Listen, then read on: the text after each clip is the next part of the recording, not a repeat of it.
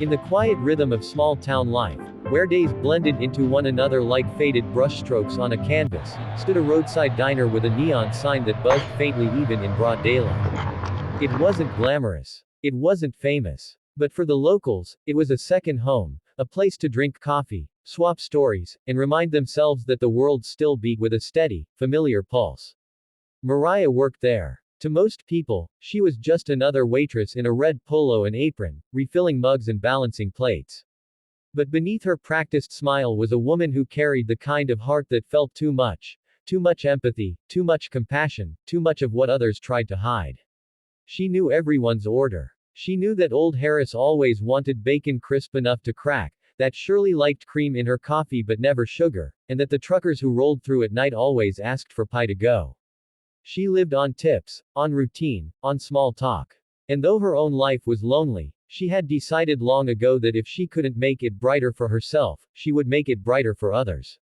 One chilly morning, she noticed him. A boy. He couldn't have been more than 11 or 12. Thin arms. Hollow cheeks. Shoes scuffed and worn down to the sole. He sat on the curb outside the diner, knees tucked up to his chest, a hood pulled low as though he wished to vanish into the pavement. He didn't come in. He never asked for anything. He just watched, his eyes flicking to the windows whenever a plate of food passed by. Mariah thought maybe someone was coming for him, maybe a parent finishing breakfast inside. But no one claimed him. For days, he lingered. Sometimes at dawn. Sometimes at noon. Always hungry. Always watching. And one morning, when she stepped outside to shake out a rug, she saw the way his gaze lingered on the tray in her hands. Not at her face, not at the gesture, but at the food itself. That look, the raw, unhidden need of a hungry child, cut her to the core. Without hesitation, she ducked back inside. She piled scrambled eggs and toast onto a plate, poured a glass of milk, and carried it out. She crouched in front of him. "This is for you," she said gently. His eyes widened. Suspicion flickered first, then disbelief, then something else, hope. His small hands shook as he reached for the plate. He ate quickly, like someone afraid the food might vanish if he didn't finish fast enough. He didn't say a word. When he was done, he set the plate back on the curb, nodded once, and slipped away. And that was how it began. Every day, he came. Every day, she fed him. Pancakes on Tuesdays, soup when the air grew cold, sandwiches wrapped in napkins when he seemed in a hurry.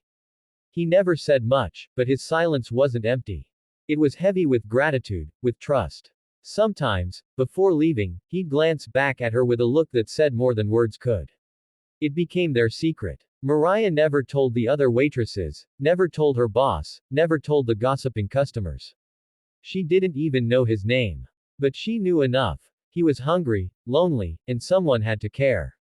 If no one else would, she would.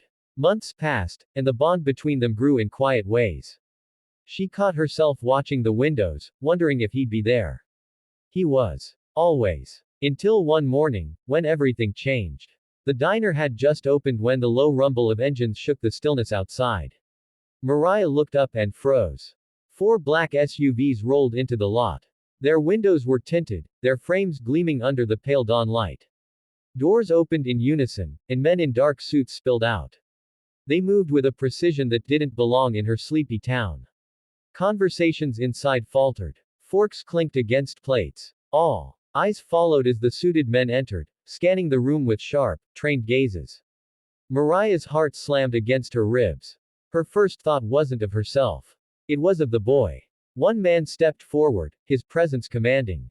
"We're looking for a young boy," he announced. "He may have been seen here."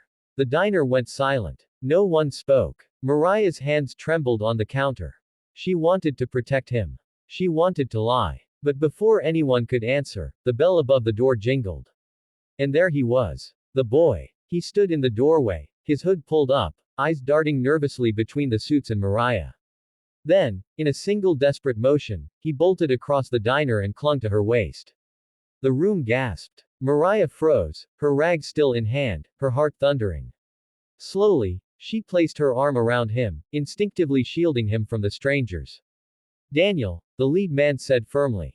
"You shouldn't have run off." Daniel. She finally had a name.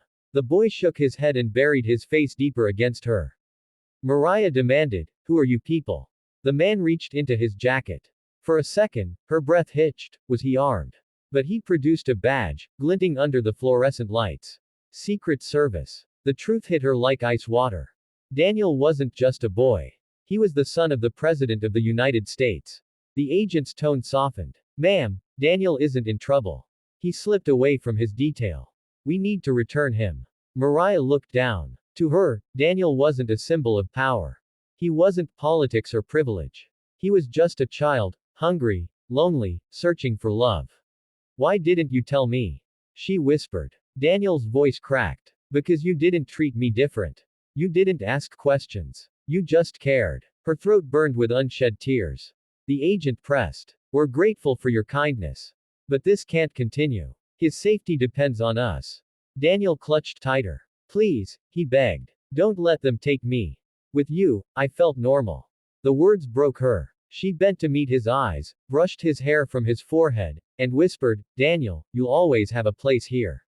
Whenever you need to be just a boy, you come back to me. Do you hear?" Tears streaked his cheeks. Slowly, painfully, he released her apron. The agents guided him away. The bell chimed as the door closed behind them. The SUVs swallowed him, and within minutes, they were gone. The diner sat in stunned silence. Mariah stood rooted, her apron damp where his tears had soaked it. For the first time in years, she felt empty.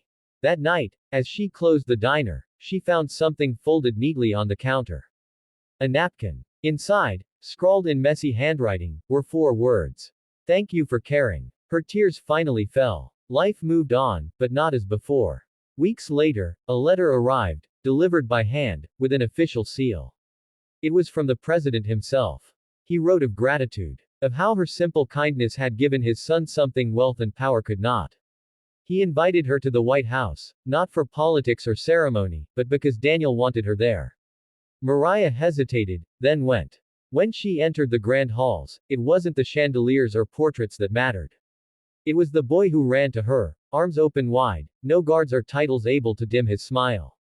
And in that embrace, she understood. Sometimes the smallest kindness, the simplest gesture of humanity, could change the course of lives. Because in a world built on power and noise, what Daniel had needed most was what Mariah had given freely, love without condition. And that was everything.